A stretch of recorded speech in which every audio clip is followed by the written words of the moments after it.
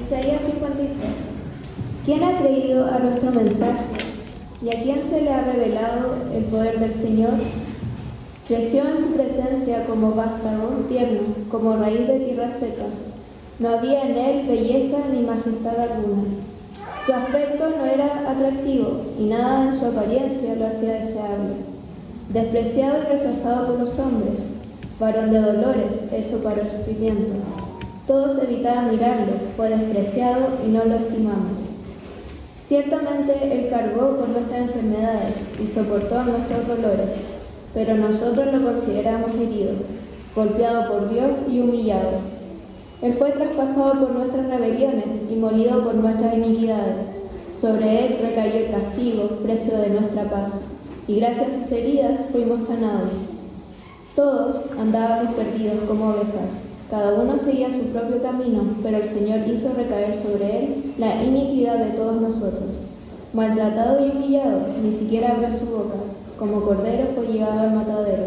Como oveja, enmudeció ante su trasquilador, y ni siquiera abrió su boca. Después de aprehenderlo y juzgarlo, le dieron muerte. Nadie se preocupó de su descendencia. Fue arrancado de la tierra de los vivientes y golpeado por la transgresión de mi pueblo. Se le asignó un sepulcro con los malvados y murió entre los malhechores, y aunque nunca cometió violencia alguna, ni hubo engaño en su boca. Pero el Señor quiso quebrantarlo y hacerlo sufrir. Y como Él ofreció su vida en expiación, verá su descendencia y prolongará sus días, y llevará a cabo la voluntad del Señor. Después de su sufrimiento, verá la luz y quedará satisfecho por su conocimiento. Mi siervo justo justificará a muchos y cargará con las iniquidades de ellos.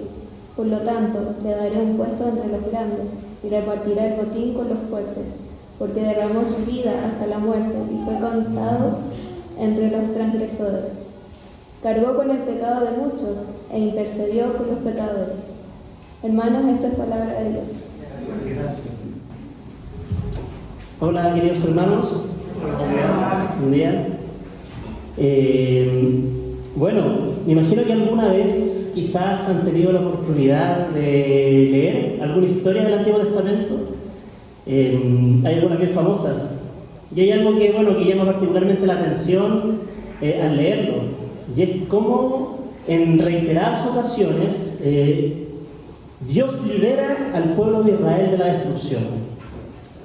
Una de las más conocidas, yo creo que a lo mejor alguna vez la han escuchado, es cuando Dios liberó al pueblo de la esclavitud en Egipto. En ese tiempo, Dios rescató al pueblo manifestándose con gran poder en medio de Egipto a través de terribles plagas. Al llegar a la última plaga, ocurrió algo increíble. Dios ordenó que cada familia sacrificara un cordero de 1 año sin defecto y marcara con su sangre los postes y los dinteles de sus puertas. Aquellos que obedecieron este mensaje fueron protegidos del juicio de muerte que cayó sobre esa noche. Y no solo eso, sino que además fue el punto de partida para la liberación de la esclavitud a la cual ellos estaban sometidos en ese lugar. Ese fue el origen de la Pascua, una celebración que Israel debía conmemorar cada año, como recuerdo del día en que Dios los libró de la muerte mediante la sangre de un cordero y los hizo libres. Muchos años después, varios siglos, llegaría una celebración de Pascua que cambiaría el curso de la historia. Esta vez el sacrificio ya no sería un animal, sino que un hombre. Y no cualquier hombre. Muchas gracias, hermano. No era cualquier hombre, sino que uno santo y sin mancha. Nuevamente un pueblo sería salvado del castigo de Dios al poner su confianza en la sangre de este cordero santo sacrificado. Y no solo eso, sino que además serían liberados, aunque ya no de la esclavitud de una nación egipcia, sino que de una mucho peor, la esclavitud del pecado. Ese es el tema central que vamos a estar viendo el día de hoy. Hemos estado reflexionando las últimas semanas, no sé si recordarán, sobre distintos aspectos de Jesús. Estuvimos meditando en Jesús como Dios, en Jesús como hombre, que vivió sin pecado y nos representó a todos nosotros. Jesús, plenamente Dios, plenamente humano, el intermediario perfecto entre nosotros y Dios. Hoy estaremos enfocados en conocer y entender a Jesús como el Salvador de nuestras vidas. Así que oremos.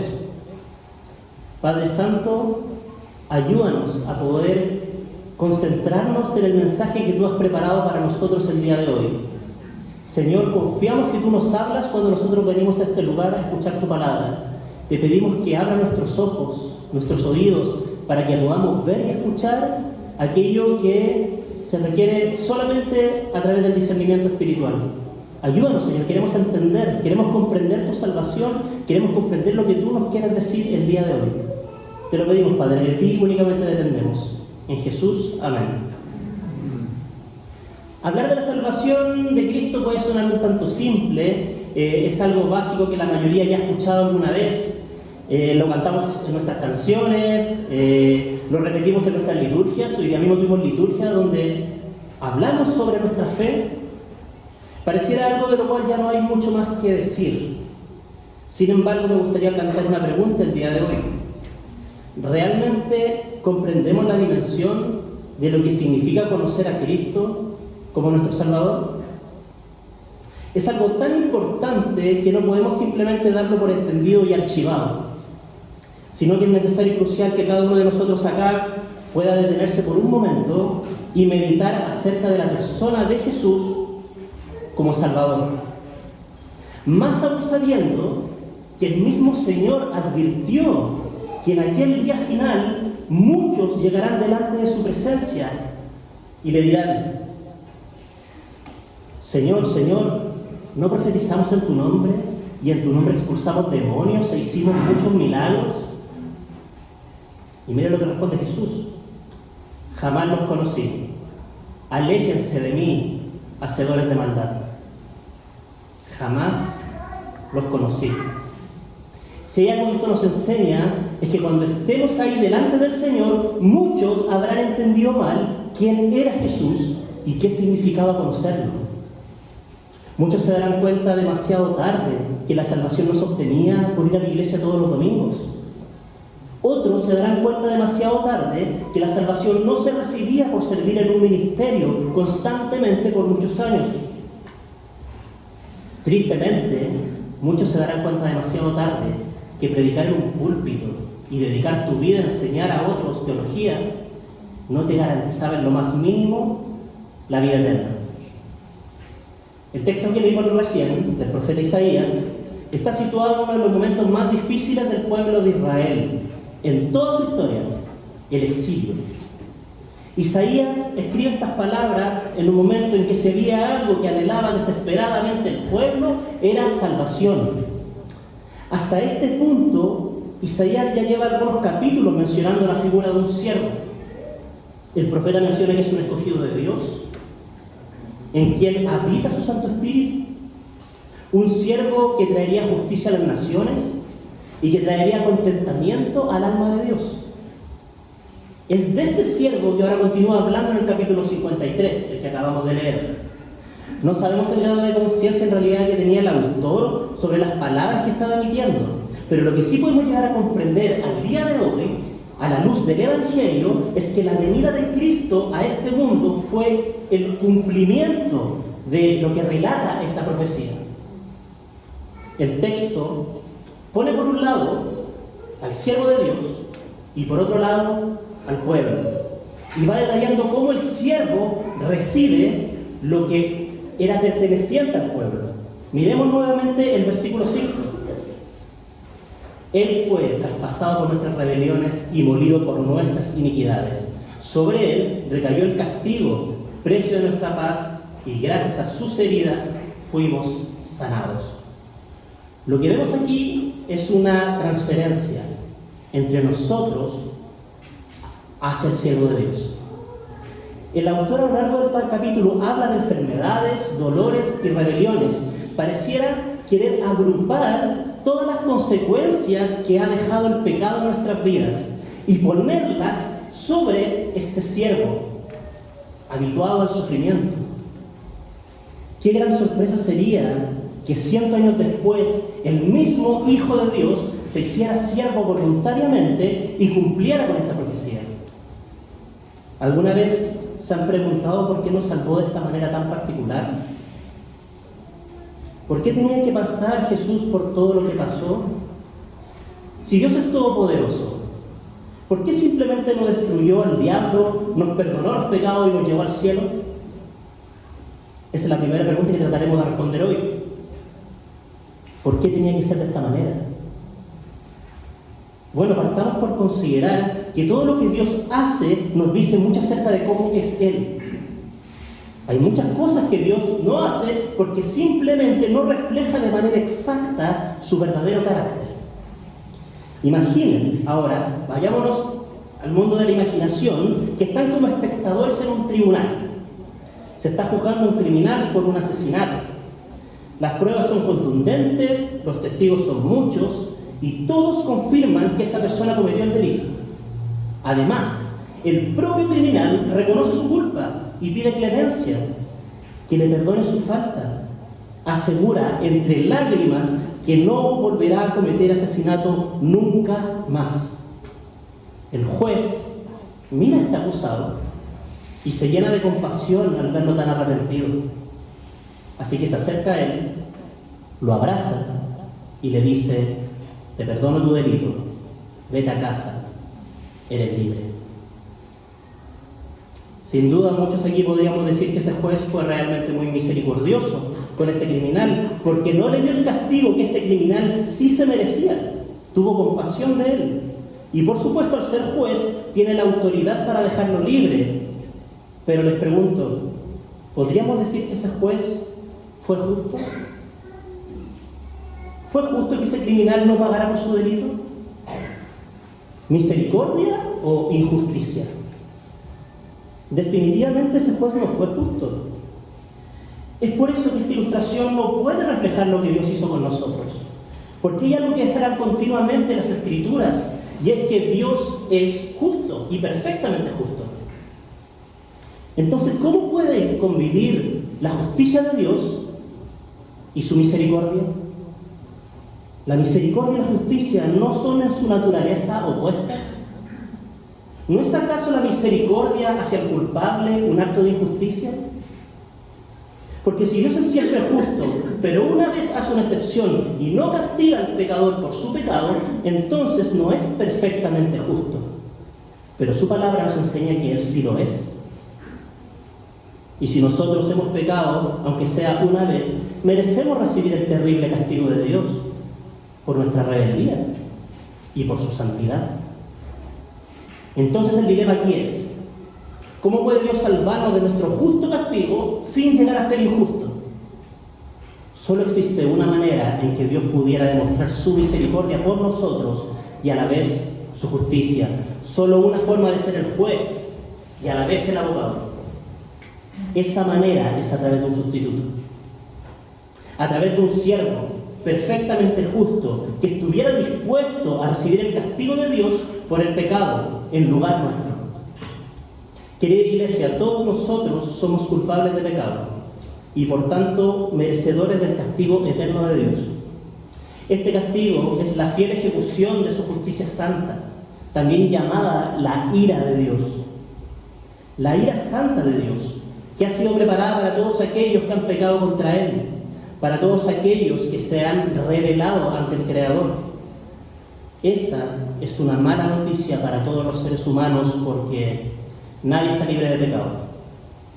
Pero qué bueno saber que Dios, además de ser justo, es misericordioso y compasivo con nosotros. A tal punto que envió a su Hijo para que viviera como un siervo justo, sin pecar, ni siquiera una vez, para así ser nuestro digno representante delante de Dios y tomar nuestras pesadas mochilas llenas de pecado y cargarlas sobre sus hombros. Jesús nos sustituyó. Miremos cómo sigue el texto en el versículo 6. Todos andábamos perdidos, como ovejas, cada uno seguía su propio camino, pero el Señor hizo recaer sobre él la iniquidad de todos nosotros. Como dice este texto, andábamos sin rumbo, sin buscar a Dios, Y es en esa condición que Jesucristo tomó nuestros pecados y se los llevó con él a la cruz. Jesús, el Santo Cordero de la Pascua, nos liberó de la ira de Dios, de la esclavitud del pecado y de la muerte eterna. Jesús es el siervo justo prometido. Ese fue el propósito de su venida. De hecho, su mismo nombre significa Dios es salvación. Ahora bien, es importante que entendamos lo siguiente. La obra de Cristo en este mundo va más allá de solo cargar con nuestros pecados en la cruz. También se trata de que Él vivió de manera santa y justa, y esa vida sin pecado que Él vivió ahora es traspasada a nosotros. Es decir, lo que ocurre aquí en realidad es un intercambio. No es que solo Él recibe nuestra vida pecaminosa, sino que además, y esto es lo más increíble, nosotros hemos recibido su vida santa y justa. Se nos ha imputado la vida de Jesús.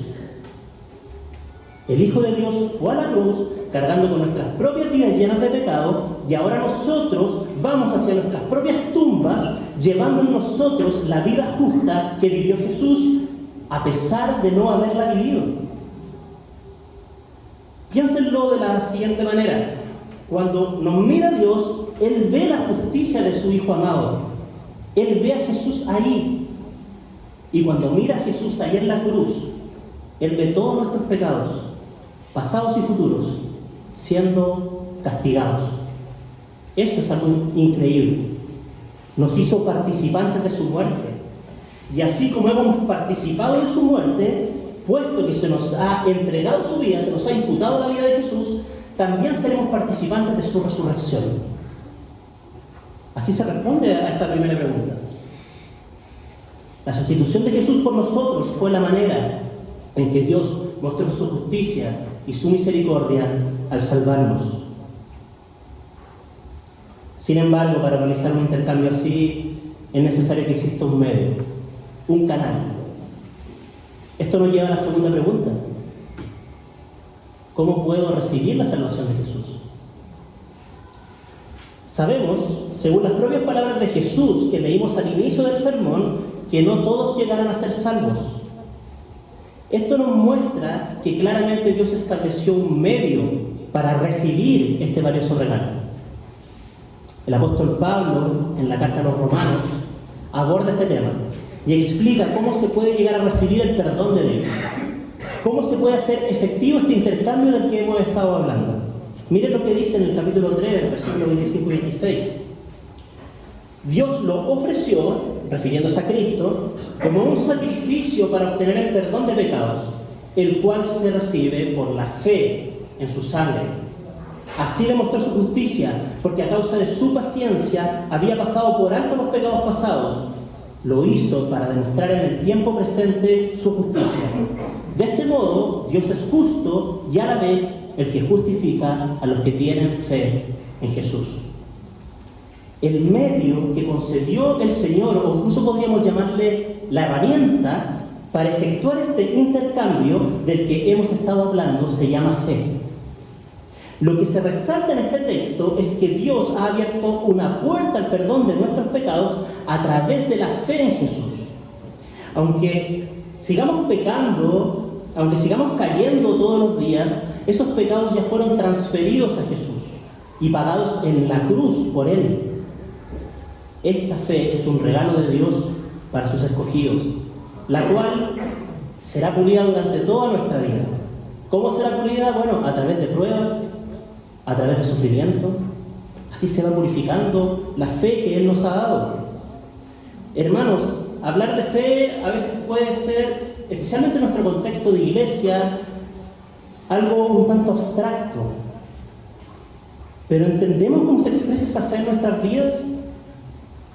Y no me refiero cuando estamos viviendo alguna situación difícil y tenemos fe de que Dios nos va a ayudar a superar esa situación. Hablamos de una fe que te hace creer que a pesar de morir, vas a vivir, vas a estar con Él por la eternidad. Hablamos de una fe que está dispuesta a entregarle su vida entera, no una situación difícil puntual, nuestra vida entera a Jesús. Es una fe en que Cristo puede salvarnos. De esa fe estamos hablando. Por supuesto, lo otro también es fe, pero hablamos de la fe en torno a la salvación misma, la fe salvífica, como se le llama.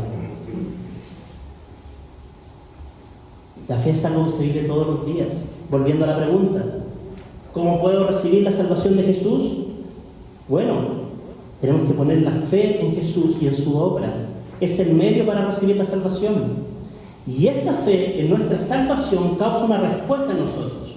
Y esa respuesta expresa el propósito mismo de nuestra redención. Así llegamos a la siguiente pregunta. ¿Cómo debemos responder ante este mensaje de salvación? ¿Ahora qué? Ahora que sabemos que Jesús, ahora que sabemos que debemos poner nuestra confianza en Jesús y en su obra en la cruz, ¿qué hacemos? ¿Qué espera Jesús de nosotros? Mire lo que dijo Jesús al respecto. No son los sanos los que necesitan médicos, sino los enfermos, contestó Jesús. No he venido a llamar a justos, sino a pecadores, para que se arrepientan.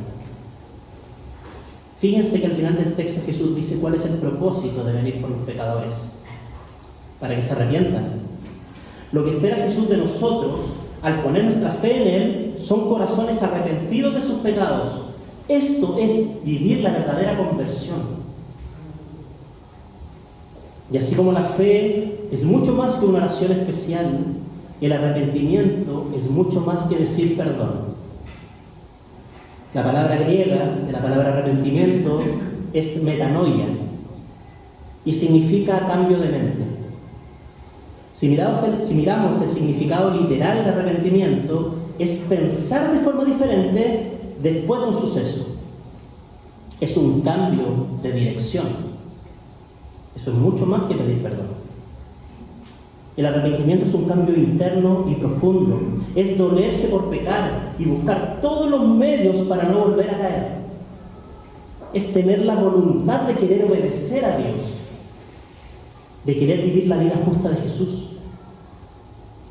Aunque tropecemos con el pecado 1000 veces más, el arrepentimiento nos impulsa a seguir perseverando en vivir en obediencia a Dios, siguiendo el camino de amor que Jesús nos enseñó. Este es el propósito de nuestra salvación. Es el resultado que Jesús espera de aquellos a los que vino a rescatar. Una vida de arrepentimiento, una vida que busca la santidad.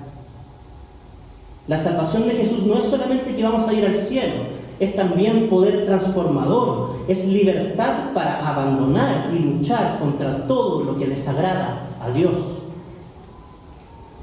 Pero ojo, no como quien está buscando ganarse la salvación, sino más bien como alguien que confía que Dios tiene poder tanto para salvar como para llevarme por un camino recto, un camino de amor y de confianza en Él. Cuando decimos que Jesús nos hizo libres de la esclavitud del pecado, estamos declarando que ahora podemos seguir los deseos de Dios en lugar de los deseos pecaminosos de nuestro propio cuerpo. Aunque haya una lucha interna dentro de nosotros, en la cual todos estamos expuestos, mediante el Espíritu Santo de Dios que se nos ha dado y que habita en todos aquellos que han puesto su fe en Jesús, recibimos el poder de Dios para liberarnos del yugo del pecado y hacernos siervos de Cristo. Pero eso no solo debemos reconocer, por eso no solo debemos reconocerlo como nuestro Salvador, debemos reconocerlo también como nuestro Señor. A esto hemos sido llamados. Ese es el propósito de nuestra salvación, ser reflejos de Jesús. Eso implica algunas cosas. Crucificar nuestras antiguas vidas. Eso implica negarnos a nosotros mismos y empezar a vivir en Él. Seguirlo a Él, ser sus discípulos. Pecar obstinadamente y luego ir a pedir perdón a Dios para después seguir pecando como si nada, eso no es vivir en libertad, ni tampoco es abusar de la gracia. Eso es simplemente falta de arrepentimiento genuino. No es más que pisotear la cruz de Jesús como si no valiera nada y despreciar al Espíritu Santo que tiene el poder para hacerte vencer a la tentación. Pero misericordioso es Dios que puede conceder el arrepentimiento y el perdón a todo el que lo busca. Respondiendo a esta pregunta, ¿cómo debemos responder a esto? La respuesta es que debemos arrepentirnos y reflejar a Jesús cada día de nuestras vidas. Ya para ir cerrando, me gustaría abordar una última pregunta sumamente importante. Hemos estado meditando en la manera en la que Jesús nos salvó, el medio para recibir esta salvación y la respuesta que se espera de nosotros. Quizás podríamos considerar que es una buena aproximación para conocer mejor a Jesús como Salvador de nuestras vidas. Pero hay algo más hermoso, más profundo y más impresionante que esto. Detrás de todo este mensaje de salvación no podemos dejar pasar la siguiente pregunta. ¿Cuál fue la motivación de Dios para salvarnos? ¿Por qué nos salvó? ¿Por qué estuvo dispuesto a llegar tan lejos? Vio a su hijo llorar. Lo vio ser humillado e insultado. Lo vio morir. ¿Qué motivo tenía Dios para hacer todo esto? La respuesta a esta interrogante sale de la boca del mismo Jesús. Él sabía perfectamente cuál era la motivación del corazón de su Padre para llevar a cabo este tan doloroso plan. Miremos lo que dijo en Juan 3:16. Porque tanto amó Dios al mundo que dio a su Hijo único para que todo el que cree en Él no se pierda, sino que tenga vida eterna. Al principio de este pasaje se evidencia claramente la motivación de Dios. Lo hizo por amor. Iglesia, fue tanto su amor, tanto, que entregó a su Hijo. Lo más impresionante del plan de salvación fue la motivación del corazón de Dios para hacerlo. Su amor por nosotros. Ese fue el motivo. Dar a conocer su infinito amor por ti y por mí. ¿Se puede dimensionar algo así? Yo no puedo. ¿Cómo puede Dios amarnos tanto? Por eso conocer a Jesús, conocerlo como nuestro Salvador, nos lleva a conocer el amor más profundo de todos. Hace sentido que amar a Dios y amar al prójimo sea el mandamiento que resume todos los mandamientos. Hace sentido que las motivaciones del corazón sean tan importantes en las enseñanzas de Jesús, porque es ahí donde se encuentra la belleza del carácter de Dios, en que por amor nos salvó. Dios quiso darse a conocer a nosotros como la definición misma de lo que es amar. Y conocer ese amor nos transforma. Es increíble pensar que en este planeta hay a quienes se les ha concedido tener mucho dinero. Hay otros a los cuales se les ha concedido tener muchos amigos. A otros se les ha concedido tener muchos hijos. A otros muy buena salud física y a otros bienestar emocional. Quizás hay algunas de estas cosas mencionadas que desearíamos tener, pero no las tenemos. Pero ¿se han detenido a pensar que de todas las porciones de gracia que pudimos haber recibido en esta tierra, nos tocó la mejor porción de todas? Conocer a Jesús como nuestro Salvador. Dios es nuestra porción, amada iglesia. Podremos no tener dinero, o muchos amigos, o hijos, o salud, pero se nos ha concedido conocer al Salvador de nuestras almas, a aquel que puede llenarlo todo. ¿No es acaso más que suficiente? Porque si lo perdiéramos todo, pero tenemos a Jesús, ciertamente somos las personas más dichosas del universo entero. Porque tenemos a alguien que no nos abandonará jamás. Estamos unidos a su amor por siempre, y eso debería despertar en nosotros gozo. Un gozo que va mucho más allá de un estado anímico. Ciertamente no es un remedio para que se nos pase la pena de un momento a otro. Es más bien un gozo que te sostiene, que te hace perseverar, que te recuerda que eres amado, que eres amada. Es un gozo en el cual nos podemos aferrar en cualquier situación, que nos ayuda a esperar en Dios. No es en vano traer a nuestra salvación a la memoria en medio de la prueba. No es en vano recordar que se nos ha dado morada en los cielos y que nuestros nombres están inscritos en el libro de la vida. Vamos a ir al paraíso, iglesia. Esa es nuestra esperanza viva. Cristo volverá por nosotros, por sus ovejas amadas. Estaremos con Jesús por la eternidad en perfecta plenitud, sin llanto, sin dolor, sin lágrimas, sino que en perfecta plenitud. La salvación de Jesús es un lugar seguro al que puedes ir a buscar refugio, porque es algo que es eterno, es una roca firme. Así que perseveremos, sigamos avanzando hacia la meta, porque Dios nos sostendrá hasta el fin. Así que rescatada iglesia, Dios te ama profundamente. Démosle gracias y alabémoslo con todo nuestro ser cada día de nuestras vidas, porque nos ha hecho libres y herederos del reino de Dios. Oremos. Padre Santo, gracias por permitirnos estar aquí hoy y escuchar sobre tu salvación. Señor, perdónanos porque no podemos valorarlo como debiese ser valorado. Te necesitamos, Dios. Nos reconocemos como pecadores indignos del cielo, indignos de estar delante de ti. Pero te damos gracias porque has tenido misericordia de nosotros. Nos has amado y nos has rescatado de la muerte, nos has rescatado del castigo. Gracias, Jesús, por morir en esa cruz por mí. Queremos entregarte nuestras vidas, queremos vivir vidas de fe y arrepentimiento constante y confiar que en aquel día te veremos cara a cara y que tú serás nuestro mejor regalo por siempre. Te lo pedimos, Señor. En Jesús. Amén. Amén.